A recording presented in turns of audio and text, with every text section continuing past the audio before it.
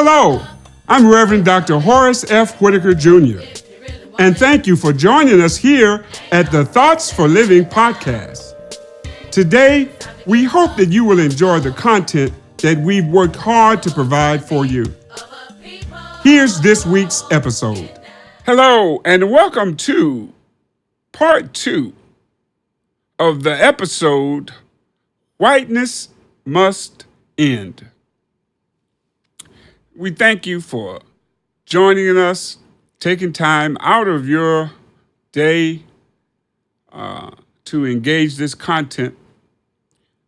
We would hope if you find this content useful, please hit the subscribe button below. And also, we would love to hear your comments in the comments section. Also, if you find this content useful, you can support us by going to our website, thoughtsforliving.com, and downloading some music that we have there. It costs about $1.25 US, and we would just thank you for that support as well. You can also find other content, other information that goes along with this presentation, previous episodes as well at thoughtsforliving.com, and you can find that on our YouTube channel as well. In our part 1 of this episode, Whiteness Must End, we were discussing that whiteness has been a part of our lives for centuries, and that whiteness really represents a value system and ideas that privilege white skin and culture. And virtually by privileging, by saying that white is better, that whiteness is supreme, by making that choice, what has also taken place has been the dehumanization of Black people, of non-white people, people of color. And this has gone on for centuries. And it's historically factual that Europeans have traveled now to various continents. They arrive in those places.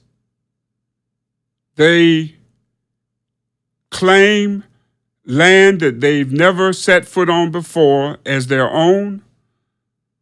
And they use the justification of whiteness being superior. They use that to justify the killing of indigenous people, the genocide of indigenous people, the rape of indigenous men, women, and children, the taking and stealing of not only the indigenous people's land, but the natural resources as well. And then they take those natural resources, as well as sometimes the bodies of the indigenous people, and sell them for profit. And this has gone on for centuries. Just over 600 years alone here in the United States.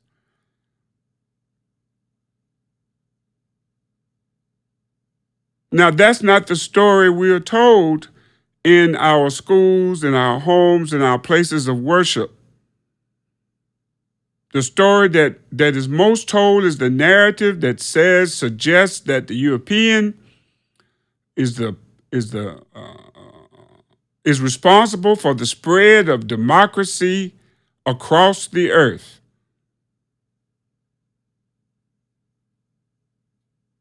That the project of democratization is is is one of honor and truth.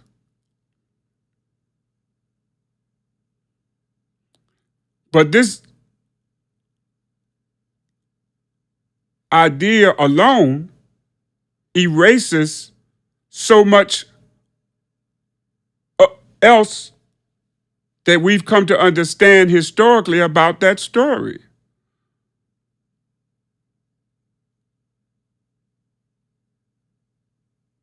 Uh, when the Pilgrims or the Puritans come to this country, they're not bringing democracy to the native peoples. And we are told that the native peoples did not try to oppress the Europeans when they came here to lands that they didn't own, to people they didn't know.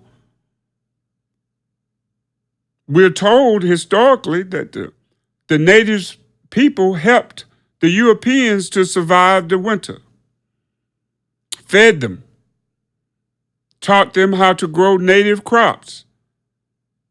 And how were native people repaid? They were slaughtered. Their whole villages burned to the ground. Men, women, and children killed. Men, women, and children raped. Men, women, and children sold. And their resources, their natural resources, taken and sold for profit. And this is called colonization in the research, but it is played out all over the globe. Now, what's behind this attitude? What's behind this idea? What gives someone the right to believe that they can go to another place and take what belongs to other people? Now, brothers and sisters, I'm a Christian and I'm a follower of Christ, but I recognize that the Judeo-Christian scriptures have been interpreted by many to justify taking other people's land, property, and their own persons. We know that in years past, Europeans spoke of manifest destiny. Europeans spoke of the white man's burden, meaning that it was ordained of God that they should rule the world. It's ordained of God that they should go to foreign lands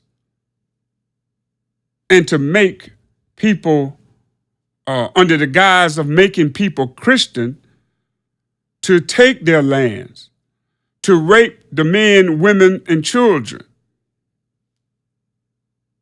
to sell the natural resources and sell the people in the name of God.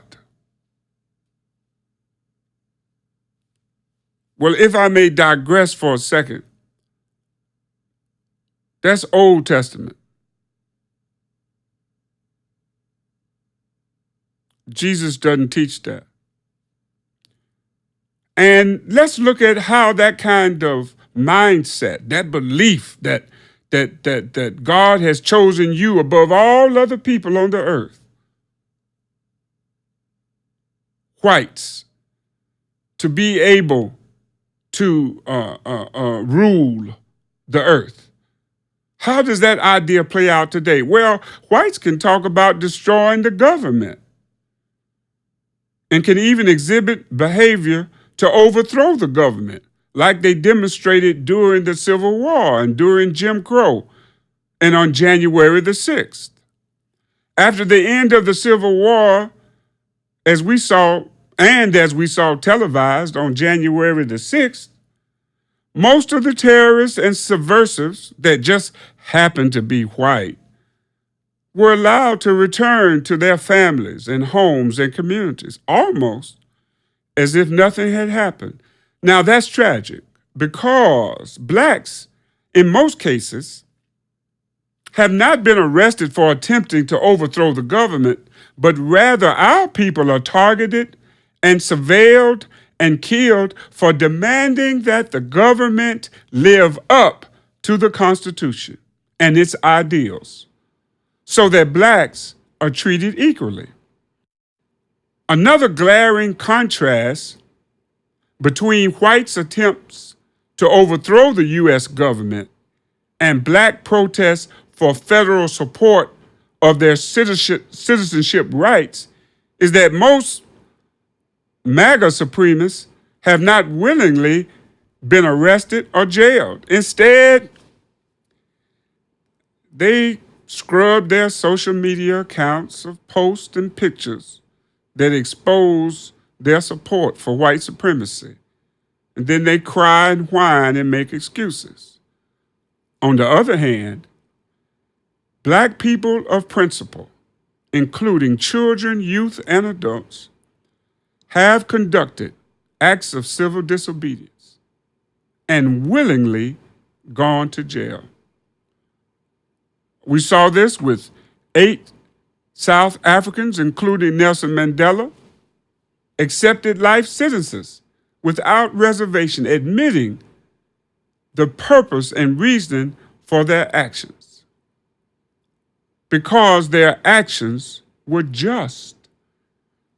Before, during, and after the modern civil rights movement begun by black citizens of Montgomery, Alabama, bus riders, boycotters, and activists have proudly been arrested because their cause was just. So they could sing in jail, they could pray in jail, and organize in jail. The breach of the social contract and the update to its terms and conditions, as interpreted by Mill's racial contract, distinguishes the lack of accountability and equity and totally disregarding whites' behavior while pursuing and incarcerating as many blacks as possible for profit in correctional facilities, in for-profit correctional facilities, where once again they can be legally enslaved. Here's the difference between our longtime understanding of racism and of white privilege and white supremacy in your discussion of the white racial frame. Yes, the usual way we approach race issues in this country is to talk about racial bias or racial prejudice. Right. Which would insinuate that you're aware of it, right? Yes, okay. Those are a very small part of the problem. All right, let's get deeper then. From the beginning of this country, after we white people developed a slavery system on land stolen from Indians, we developed a rationalizing framework to explain it to ourselves and others that I call the white racial frame. This frame includes not only prejudices and stereotypes, but racial narratives, racial images, racial emotions, inclinations to discriminate, ideologies. It's a worldview that was created to rationalize and legitimate slavery for 246 years, the theft of Indian lands for more than that, and Jim Crow segregation until the late 1960s. So we need to think a lot more about what it is that motivates and creates our system of racial oppression in this country. It's systemic, it's foundational, it's deep, and it's rationalized by a broad and deep white racial frame. Now, you say foundational. I'm interested, when you say foundational, it's almost as though it was built into so much into our culture and our sense of what it means to be American and all of this other kind of thing, that we almost have no control over these emotions and the prejudicial thinking that we bring to almost everything we do. Is that correct? Yes, it's very deep. It's so normal that people operate and think out of the white racial frame on a regular basis without even realizing it. And a good example is the word American. If you go to the media and watch how the word American is used, yes, it is often used for white Americans without the adjective. Okay. I had a graduate student one time who went through as many accounts as he could of people running for Congress.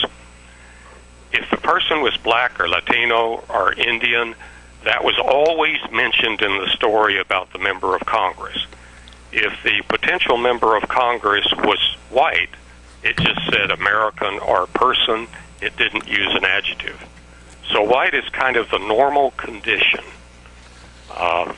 You see the word Americans. Americans think that police brutality is getting worse. That's a story in one article recently in a newspaper. Right. Americans think that they're finally realizing that police brutality is a serious problem.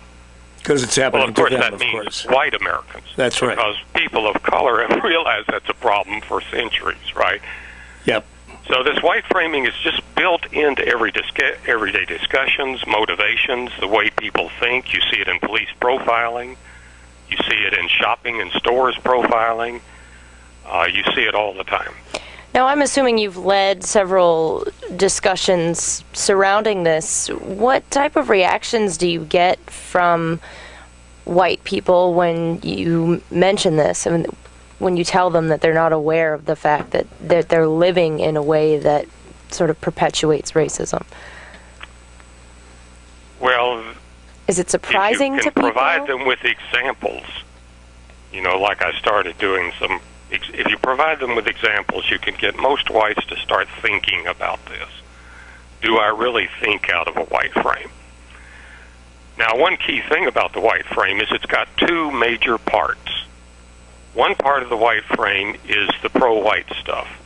Whites are superior, whites are more intelligent, whites are harder working, whites deserve power and privilege as a pro-white subframe. And then there are lots of anti-others subframes, like an anti-black subframe is extremely strong in the white racial frame. There's the anti-Latino frame now that you see in the nativistic movements about undocumented workers. Yes. Mm-hmm. There's an anti-Asian frame where you get people mocking Asian language on television and radio. The talk show hosts like to go ching chong chong. That's an anti-Asian part of the white racial frame. These are very old frames. They started in the 18th and 19th centuries aggressively. Yes. And some of this, and you can jump in here if you like, Dr. B. But I watch old movies a lot. But one of the things about rewatching a lot of movies from the 30s, 40s, 50s is the clear distinction between white and people of color that was insidiously inserted into almost every film.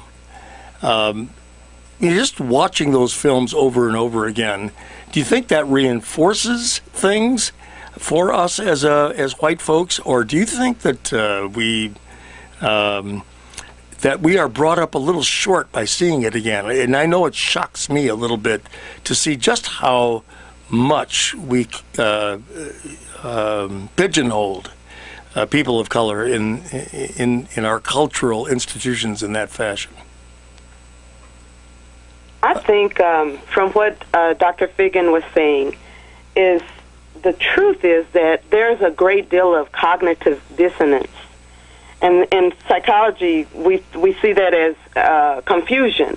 And in order to handle that confusion, my white brothers and sisters, they have to minimize, marginalize people of color. And this has been historically something that has happened. Because one human cannot, with good measure, be able to harm another unless you dehumanize them. So black people in particular in America went through a process called deracination, where we were stripped of our heritage. And this process was replicated through colonialism, through what we did with our American Indian brothers and sisters. So all of this, the indigenous groups, wherever Europeans or white Americans have gone, there's been this ripping off and stripping down of the humanity of the people of color. Yes. And so when we see it reflected in the media, that is just a reflection of the ongoing processes. For example, in our society, we have one where devil's food cake is dark, but angel's food cake is white. Yes. You know, magic's okay unless it's black magic, and in our society, even a lie becomes all right if it's a white lie. So the psychological introject of those images is so insidious that it permeates not just white people, but black people, all people of color continue to deal with these unconscious meta messages that tell us that we're less than. So when I see it in the media, when I see it every day, when I see it even yesterday or anywhere I see it, I know that these microaggressions continue in our society, and we have to be aware of them. That's the only way we can deal with it. In summation, fascism, promoted politically by neoconservatives, though not without some liberal support, reflects a type of globalization, even though fascism itself is primarily located within nations. So-called white evangelicals' hermeneutics view globalization as being a one-world order consisting of one language, a unitary religion, and government led by a charismatic antichrist. This leads to Armageddon. These events collectively are believed by these white supremacist evangelicals to be theologically evil. Paradoxically, the global eschatological evil mirrors the national political establishment of English-only laws, the worship of whiteness, a whitewashed single narrative of American history enforced by a white supremacist autocratic apartheid government. Which is to say, fascism, like its Janus idolatrous worship of whiteness, values whiteness and phenotype as primary. Yet, all of creation stands before our very eyes as a testament to diversity, a testament to two, not one, diversity, not uniformity. Diversity is life and living's default. Difference is what's common to all of life and creation. Our body is made of different and diverse parts. You know, like a foot, a hand, a stomach, heart, and brain. The earth is made up of different and diverse parts, like land and air and water and plants, womankind. This is how life was created and is experienced by all living things. We're all different, and difference is good. God made difference. Difference and diversity is the default state of life, my friends. Life is made up of billions of different things, some visible to the naked eye, others things invisible even beyond the microscopic level.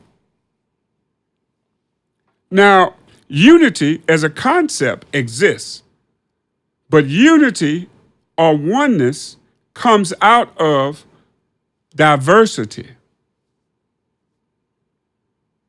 Our body, right? We say one body, but the body is made up of what? Different parts. So unity comes out of difference. You understand? Conscious reality, as we currently understand it, does not demonstrate oneness being drawn from sameness, but rather oneness is drawn from difference. So, my friends, a national or global society based on whiteness, a single racial hierarchy, is unnatural, is unchristian, and theologically idolatrous.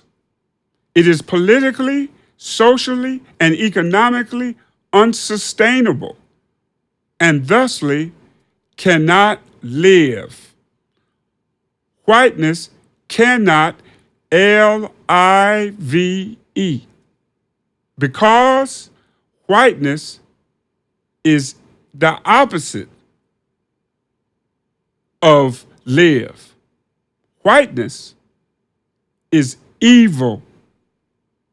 Evil.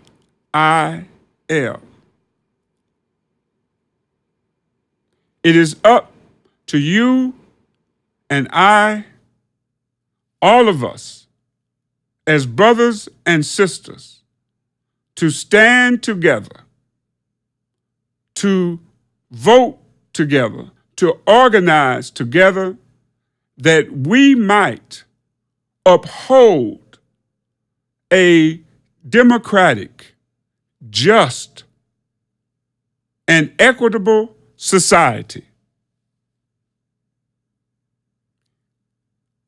It is up to us, people of color, and our allies, European allies, who understand whiteness is unsustainable, is unnatural. The world and society cannot be organized around a single race, nor can it be organized around a minority control. Democracy represents the majority. The majority are people of color on the planet. And in this nation, we are the majority. So it is incumbent upon us to participate in the electoral process. We cannot afford to allow white supremacists to gain control of the U.S. House and the U.S. Senate and the presidency, as you see what's already taking place at the state level. They are making laws to protect whiteness. And my friends, we've seen this before in Germany. They didn't start the murders and the killings on day one. But once they thought they were secure, then that's what began. And this is what we are facing.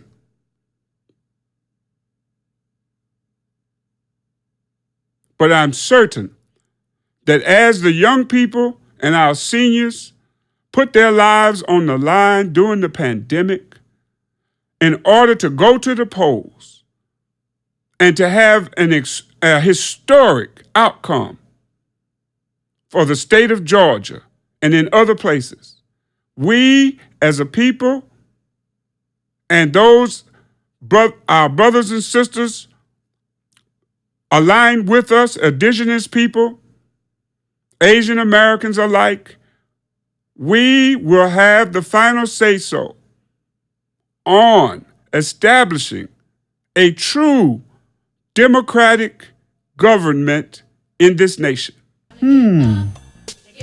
That was interesting. As you can see, we really provide a different way of viewing the world. And we feel that's very important in order that we might come up with different ways of making our world more sustainable for you and for me. We thank you for helping us in that regard and would love to hear your thoughts. So please feel free to reach out to us at thoughtsforliving.com. Thank you for your time and enjoy the rest of your week.